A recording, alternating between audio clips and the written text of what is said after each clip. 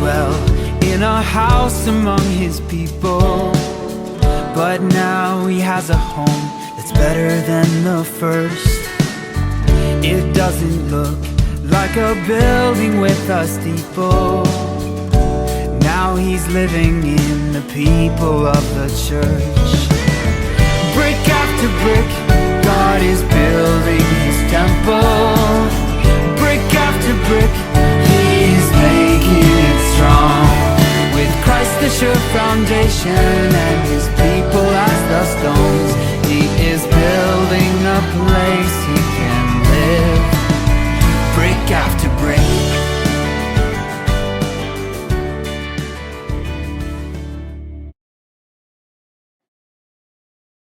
Well, good morning, church. We thank God for being in the house of prayer once again. We do give honor to God and to all the people of God, and so encouraged to see so many people out this morning. I want to share a thought with you this morning. I'm going to be reading from the book of Acts, chapter 27. Now, as I have stated in times past, over the many years that I've been preaching the gospel, I have preached more sermons from this chapter of the Bible than any other. It just seems that the Lord is constantly pulling me back to this particular chapter. It speaks to me in very real and practical terms, which I will get into in a little bit. But it's filled with many practical applications. And so here we are again in Acts 27. It's a detailed story of a storm at sea. The Apostle Paul is being taken to Rome as a prisoner to stand trial before Caesar. And on that journey, he almost loses his life and the men on board with him as they attempted to navigate through a ferocious storm. It's a lengthy, detailed chapter. I'd like to hone in on verse 30. In an attempt to escape from the ship, the sailors let the lifeboat down into the sea, pretending they were going to lower some anchors from the bow. Then Paul said to the centurion and the soldiers, "Unless these men stay with the ship, you cannot be saved." I want to speak this morning from the subject of staying in when you want to get out. Staying in when you want to get out. This story of this storm at sea, many historians, marine historians, have used this chapter to learn how men of the ancient world navigated the seas and the storms. This text is referenced in many such occasions as they attempt to understand how ships were built, how they operated, how the storms affected the travels of the early centuries. In the year 2002, it is said that the 4 anchors that were dropped were found and discovered in 90 feet of water from the Isle of Malta. And they believe that these were the actual anchors from that shipwreck. This story I find very profound because it's not the only story of a storm at sea that we have in the Bible. Back in the Old Testament, in the story of Jonah and the great fish that swallowed him, occurred in the middle of a sea storm. The disciples out at sea one day, trapped in a sea storm.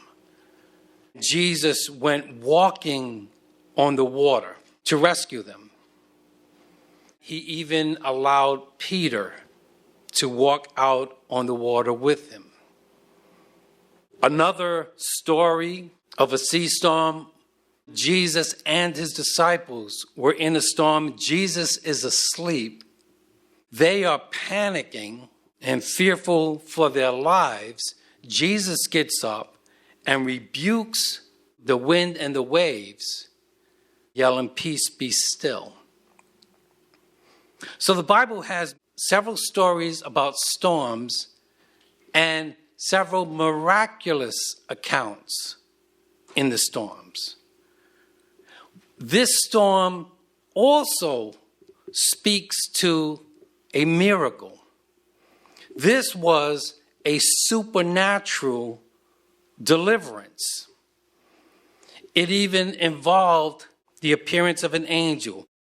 Last night, an angel of the God to whom I belong and whom I serve stood beside me and said, "Do not be afraid, Paul. You must stand trial before Caesar. And God has graciously given you the lives of all who sail with you." And Paul, conveying that, says to them, "Not one of you will lose a single hair from his head." So there is a promise of a supernatural deliverance, a rescue from God himself in this storm. But unlike the other miracles at sea that we find in the scriptures, we wouldn't expect this miracle to look like this. We wouldn't have for an image of God saving and rescuing to look like this. And yet this was a supernatural salvation. He, the centurion, ordered those who could swim to jump overboard first and get to land. The rest were to get there on planks or on other pieces of the ship. In this way, everyone reached the land safely. In this storm, Jesus doesn't come walking on the water. He doesn't say, "Peace, be still." Instead, the ship crashes. And the people are saved by swimming to shore, hanging on to broken pieces of the ship. This always moved me because my testimony is not one that I could say I won every battle, that I overcame every temptation. My deliverances didn't always look pretty. Many of my deliverances and my journeys consisted of me riding in on broken pieces of my life. Some may be able to get over to the other side and claim victories. Some of us will be over at the other side saying, "I got here through struggles. I got here with bruises. I got here spitting up salt water, hanging on to broken pieces of my life." I'll leave it to your imagination as to what some of those may have looked like. But I would venture to say I'm not alone in that testimony. And it's important because we often think and feel like if God is going to be in our lives, it will always be pretty. We look at the Bible and often see that if you're with God, it should be like a fairy tale. And they lived happily ever after. But sometimes your journey doesn't look like happily ever after. Sometimes your experience looks like a sunken ship. Sometimes our lives look like surviving batterings, surviving hardships. Sometimes our journeys, our deliverances, our stories don't look very glamorous. And yet, God brings us over anyway. Another thing in this story, it features a centurion. And I find it interesting how the New Testament speaks about centurions. We all know that at this time, the entire world is conquered and ruled by Rome. A fierce force, an oppressing force. The Jews and the Christians, like everyone else, are under the oppression of Rome. So there is no love lost between the Christians, the Jews, or anybody with the empire of Rome.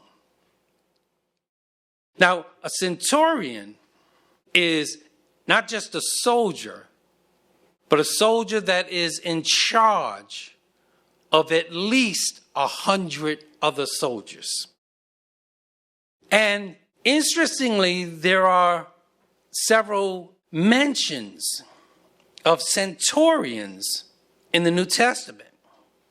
One we read in Matthew, the 8th chapter. When Jesus had entered Capernaum, a centurion came to him asking for help. Now stop right there. That a centurion would go to a peasant Jew and ask for help, right there is something strange. He asks for help and he calls him Lord. Lord, he said, my servant lies at home paralyzed, suffering terribly. Jesus said to him, shall I come and heal him? The centurion replied, Lord, I do not deserve to have you come under my roof, but just say the word, and my servant will be healed. He explains, for I myself am a man under authority, with soldiers under me. I tell this one, go, and he goes. And that one, come, and he comes. I say to my servant, do this, and he does it. When Jesus heard this, he was amazed and said to those following him, truly I tell you, I have not found anyone in Israel with such great faith. This Roman centurion demonstrates greater faith than anyone that Jesus encountered, including his own disciples. That great faith was exemplified not by a Jew, not by a disciple, but by a Roman centurion. We all know the story of the crucifixion. There, as Jesus dies, when the centurion who stood there in front of Jesus saw how he died, he said, surely this man was the Son of God. Again, a tremendous testimony, not coming from a disciple, but coming from a Roman centurion. And in the book of Acts, the 10th chapter, at Caesarea, there was a man named Cornelius, a centurion in what was known as the Italian regiment. He and all his family were devout and God-fearing He gave generously to those in need and prayed to God regularly. Hear what it says? Devout, God-fearing, gave generously to those in need and prayed to God regularly. This man had a better testimony than some folks in church. I'm preaching hard now. And he's a Roman centurion. One day at about 3 in the afternoon, he had a vision. He distinctly saw an angel of God who came to him and said, Cornelius. Cornelius stared at him in fear. What is it, Lord? He asked. The angel answered, your prayers and gifts to the poor have come up as a memorial offering before God. The first Gentile convert to Christianity was a Roman centurion. Now, you had Greeks that got saved, but they were Greek Jews. They were Greeks who converted to Judaism, who became Christians. This is a non-Jew, Gentile, a Roman centurion, and he was the first Christian convert to the faith. So there's very interesting testimonies when it comes to centurions in the New Testament. We might not expect to find such given the nature of the Roman Empire. In our story, in this storm, we find another centurion. When it was decided that we would sail to Italy, Paul and some other prisoners were handed over to a centurion named Julius, who belonged to the imperial regiment. The next day we landed in Sidon, and Julius, in kindness to Paul, allowed him to go to his friends so they might provide for his needs. Look at what happens here. Paul is a prisoner. Julius is responsible for delivering him to court. And out of the kindness of his heart, he allows Paul a furlough to go to your friends, get taken care of, and come back. Who does that? Where was the concern that Paul would skip town and run away? It says something about the integrity of Paul, but it certainly says something about the kindness of this centurion. Later on, as the storm raged, verse 42, the soldiers planned to kill the prisoners to prevent any of them from swimming away and escaping. But Julius, the centurion, wanted to spare Paul's life and kept them from carrying out their plan. He ordered those who could swim to jump overboard first and get to land.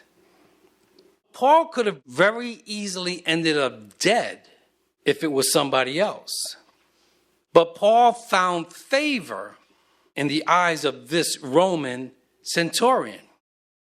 God can bless you in the most unexpected ways and through some unexpected people. Just because you don't like somebody, that doesn't mean God can't use them to bless you.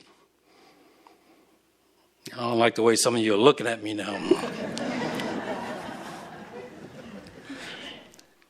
God can use people that you wouldn't think, people that you don't like, people that you resist, to send you what you need. So here we are in the storm, and it was an unexpected storm. It should have been anticipated, but it was unexpected. Nobody gets on a ship that they think is likely to sink. Nobody gets on a boat that looks like it won't make it. Certainly nobody gets on an airplane with the idea that it may crash. Nobody says I do. The idea that the marriage may fail. Nobody takes a job with the expectation that it's going to make your life miserable. It's going to bring stress. We don't plan to walk into things that will hurt us. But life has that way of throwing us those curveballs. Therefore, trust in the Lord with all your heart and lean not on your own understanding. In all your ways acknowledge him, and he shall direct your paths. This storm shouldn't have been a surprise. When we read through it, we made slow headway for many days and had difficulty. We moved along the coast with difficulty. Sailing had already become dangerous. So all the telltale signs were there. So Paul says, men, I can see that our voyage is going to be disastrous and bring great loss to the ship and cargo and to our own lives also. But the centurion, instead of listening to what Paul said, followed the advice of the pilot and the owner of the ship. Have you ever been sitting in traffic at a red light and there's a car in front of you and the light turns green, but they don't go? You may wait a while, beep your horn, and they're still not moving, and sure enough, the light turns red again. You didn't do anything, but because of what somebody else did, now you have to deal with it. It's frustrating enough when my own stupid decisions get me in trouble, but when your stupid decisions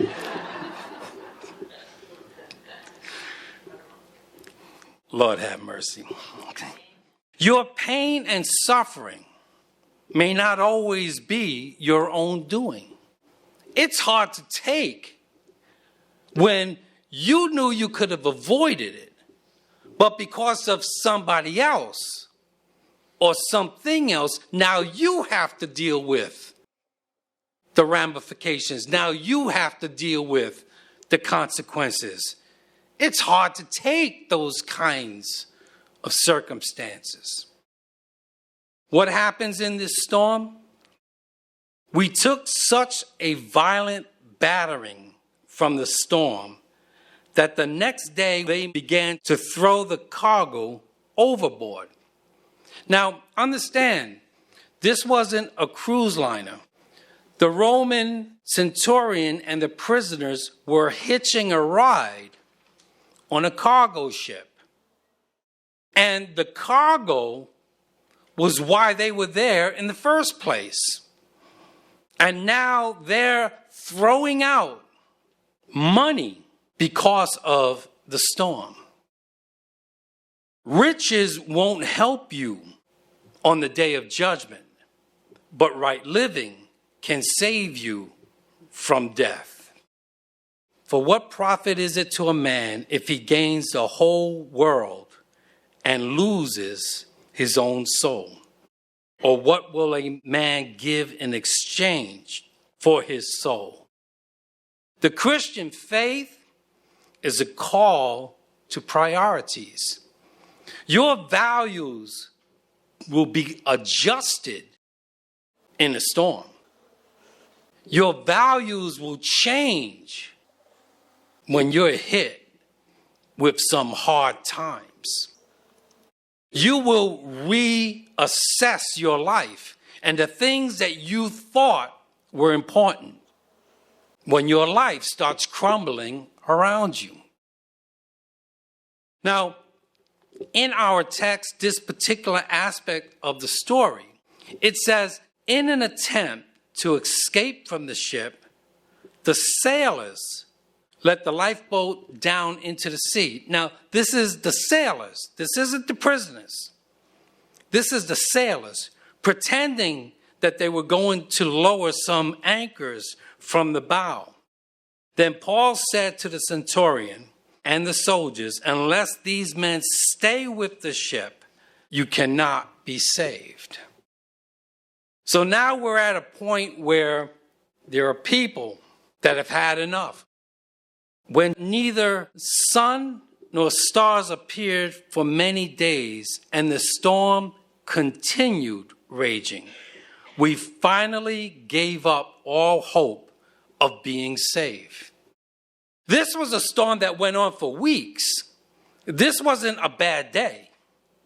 It had brought them to a place where they had given up and said, we're not going to make this. But later on in the story, we find them trying to escape the storm. These are people that have had enough.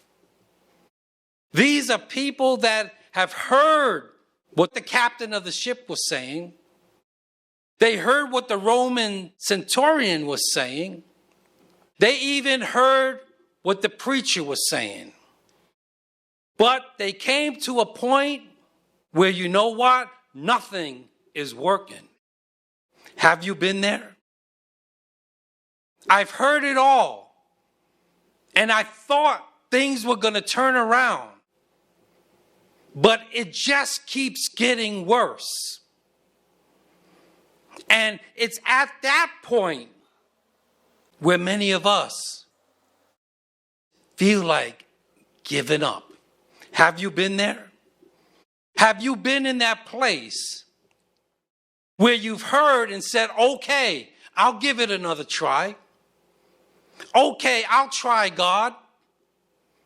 I'll try reading the Bible and coming out to church. But nothing changes. In fact, sometimes things just get worse. And when you're at that place, something inside you that says, you know what? This isn't going to make a difference. I'm out of here. I don't know what I'm going to do next, but I know I got to get out of here. I got to change this situation. The words of God come to us. Even the youth shall faint and be weary, and the young men shall utterly fall. But those who wait on the Lord shall renew their strength. They shall mount up with wings like eagles. They shall run and not be weary. They shall walk and not faint. We all go through storms.